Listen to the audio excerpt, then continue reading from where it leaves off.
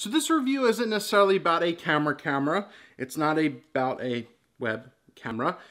It's not about something that you use to. It's a peripheral that you use for your computer.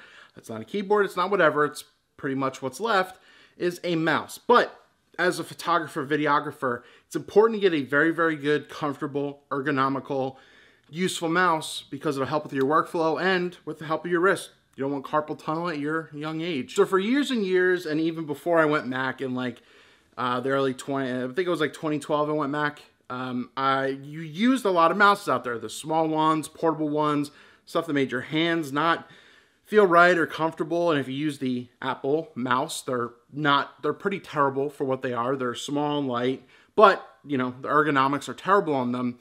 So in 2015, when I saw a video from, I think, Marquez Brownlee, MKBHD, you should know the name by now if you're into the tech field.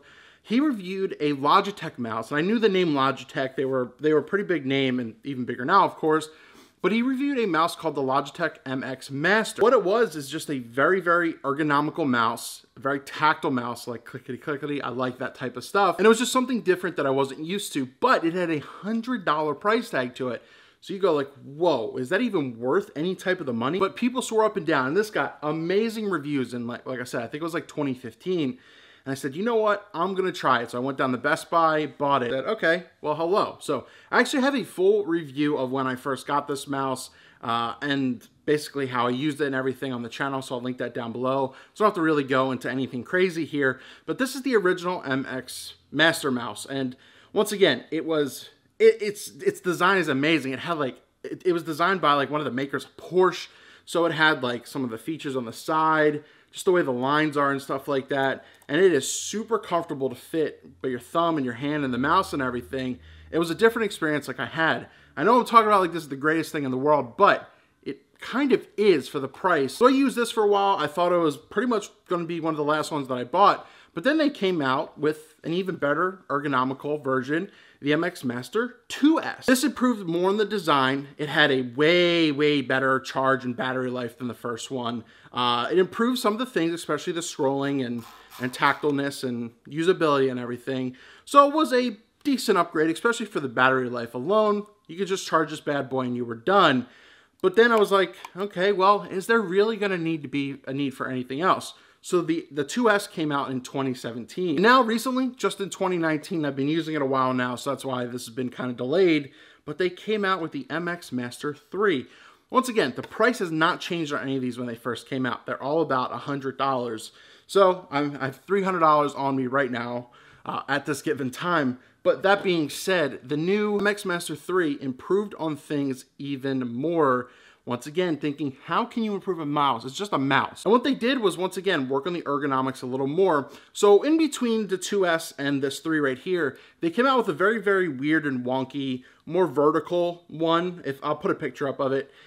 And it was kind of like simulated handshake, saying that's one of the most ergonomical, but there were a lot of bad complaints about it. It felt like your hand was going to fall off, etc. So I've tried that for a little bit. I didn't buy it. I didn't like it. It literally felt like your hand was going to fall off. It really wasn't 100% comfortable. They actually came out with one that's kind of like an in-between, and that's what this new MX Master 3 feels like. It's kind of like an in-between, and it is way more comfortable than the 2 was as well. And the other perk is that it's actually a little smaller and a little bit more sleeker as well. So you get something that's a little bit maybe more portable if you're thinking about it, and it takes up a little tiny less real estate. But once again, they've also improved this as well. So same beautiful design. I'll cover the one big thing they're touting, which to me isn't a huge deal, but it's a bit more accurate. The biggest change for me is the USB-C charging. It holds more of a charge now, which is very, very good. But USB-C, the world's going USB-C, very, very smart move. The other thing for me is right around the mag wheel right here on the side is the forward and back buttons right here, how they're stacked up on top of each other. And now, on the newest one, we moved them so they have their own and they're not on top of each other. Actually, I liked the way it was before. I don't like the forward and backward on this one, but that's a slight change for something like that. So besides the comfortability, besides that change, there's really only 2 more things. One of them being the biggest feature that they say is what they call their mag speed electromagnetic scroll wheel. So it is this guy right here. and it is definitely way more of a different experience than you've ever used to, and it is pretty, I don't know if you can hear it, it is very, very smooth. Now, to get the full effect, you have to actually have it on and hooked up to your computer. A lot of people are missing that in their reviews. I will turn that on so that way you can hear it and decide for yourself.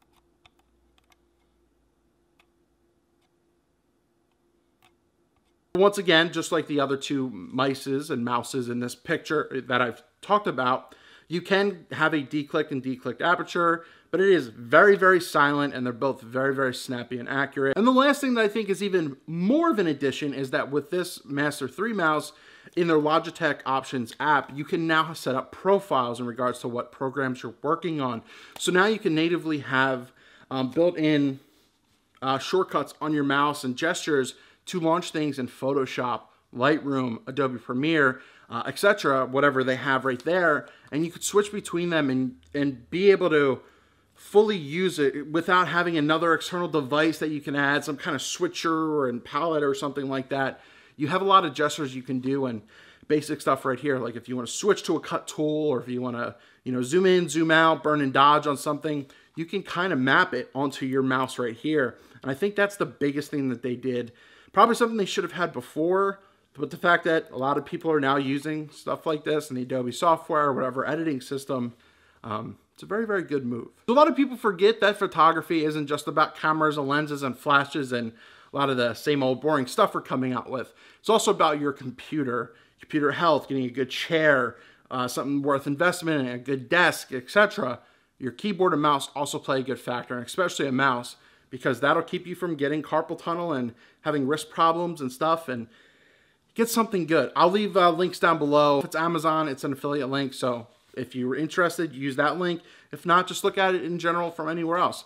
Logitech MX Master 3, something I highly, highly recommend, and for the price, it's kind of a no-brainer in my opinion.